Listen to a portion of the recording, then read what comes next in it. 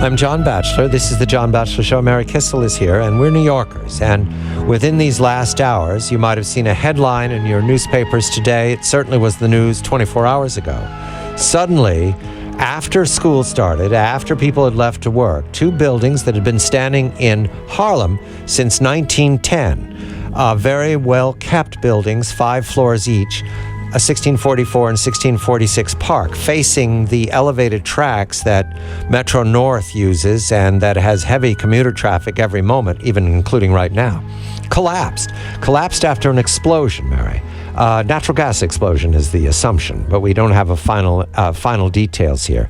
The Wall Street Journal was right on top of it. You had video up almost immediately. So is the New York Times. We welcome Ed Hayes, my consigliere here. Ed is a New Yorker, and I'm here to praise the emergency services. Ed, good evening to you. Good evening. They did a marvelous job, very quick, very responsive. They have great machinery. They have great equipment, and don't underestimate that. They used all kinds of very sophisticated, up to and including bulldozers. And they got heavy equipment in there quickly, and it's a very skilled kind of work. You have to listen. You have to be brave. You have to be fit. You have to know how to use heavy machinery. And Ed, I might note that they're still going through the rubble. Not everyone has been located and or identified. Yeah, we think there's 6 yet. Missing names. We're not sure what the number is. We're not quite sure. But right. Ed, there had been reports of gas smells in this area for several months, if not years. And yet today there was a report that said if anyone had called 311, that's the hotline that you call here in New York to get services, that someone would have come out and checked it out. And indeed, the gas company said they had someone on the way there when this tragedy happened. What do you make of that, Eddie? It's great about making those responses. I had a situation one in my house in the city, and I called them, and they came immediately. I mean, they're very responsive.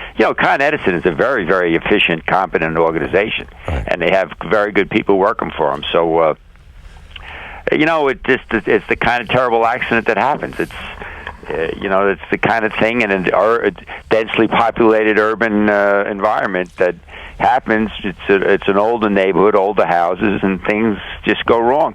I want to connect this area with a New York history, because I was checking tonight to make sure. I recently did a book about Fiorella LaGuardia, the fusion ticket mayor of New York in the 1930s during the worst of the Depression into the 1940s. And LaGuardia, before he was mayor of New York, was a congressman more than once, twice, and he represented this, I think it was called the 20th district at the time of New York, which was Lexington to the river and 125th Street to 96th Street. That's exactly where we are. But Eddie, I call upon your memory of New York because I arrived here as a grown-up.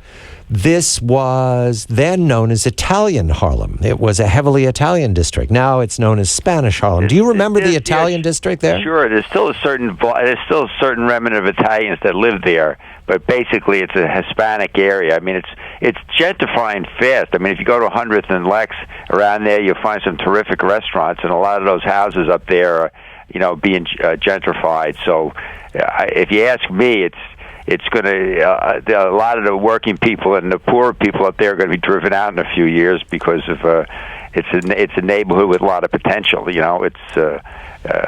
It's close to Manhattan. It's got good subway connections, and it is Manhattan, and it's got good subway connections.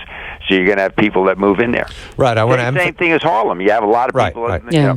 That's what I wanted to speak to also, because people who have not visited New York, or even people who visit New York, they get to Manhattan, and they don't know about uptown and downtown. Right. Mary lives in a very, very attractive part of Brooklyn that is changing quickly all around Mary. In fact, it's getting so pricey, Mary. It's more expensive than Manhattan in some instances, yeah. And like Williamsburg. And Harlem is Harlem is quickly changing, so this no longer is a way of representing poor people or troubled neighborhoods.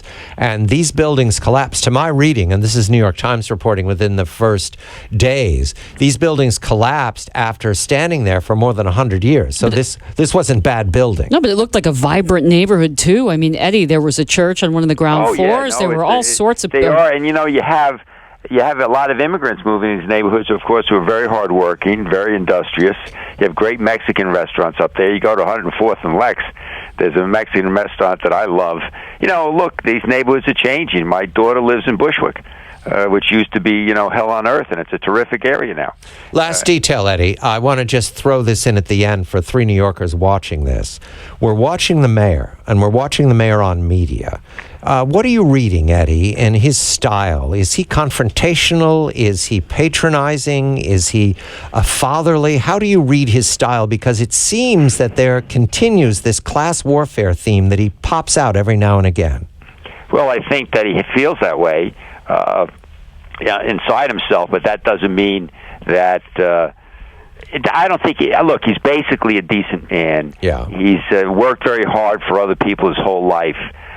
Do I think his political views are consistent with that of most New Yorkers? I really don't. I mean, I think that the one political view that he had that resonated was, why do some people have all the money? But I think basically he comes across as a pretty decent guy. He certainly loves his kids, and his kids, loves his wife. I mean, how bad can he be? Well, just not those poor kids in the charter schools in Harlem. Yeah, the charter schools. That's another, or the horses in Central Park. Quickly do it, Mary. The charter schools are a mystery. The mayor's making war on the charter schools. He's making war on the carriage horses in Central Park and wants to get rid of them and send those horses to the glue house. And the charter schools, these are minority, poor, black, and Hispanic kids, and he kicked them out of the schools. Yeah, I think that's first of all, the teachers' union hates him.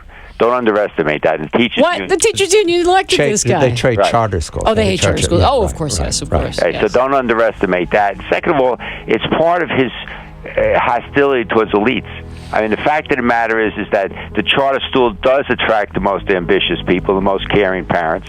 But it's also true that if you have more kids in the public schools that are a little troubled, then the public school can focus more attention on them, right? They are public schools, Eddie. What?